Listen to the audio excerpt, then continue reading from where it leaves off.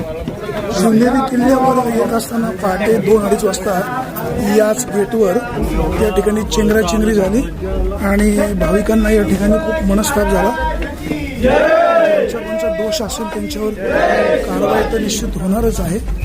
आपण या ठिकाणी पाहतोय मोठी गर्दी आहे आणि पहाटे 2 वाजण्याच्या सुमारास या ठिकाणी चेंगराचेंगरी झाल्याचं समजतंय. एका भाविकाच्या पाय मोडल्याची देखील माहिती मिळते. शिवभक्तांनो, सावकाश या.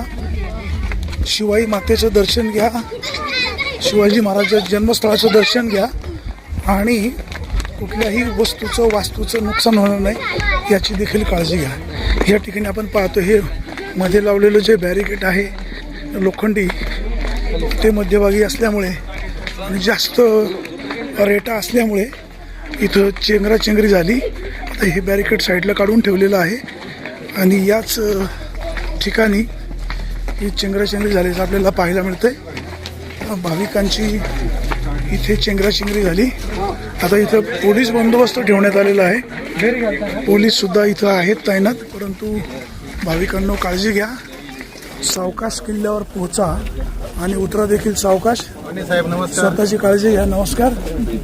चेंगराचेंगरी होणार नाही याची देखील दखल घ्या.